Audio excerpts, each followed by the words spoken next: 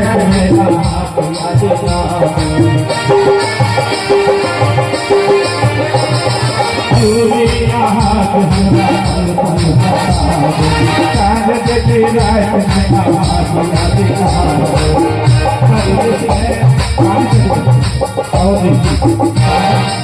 पानी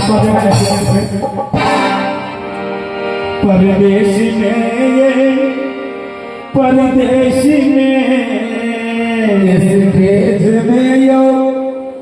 स्टेज में पहले पवन बाबू का पानी पिया दियो।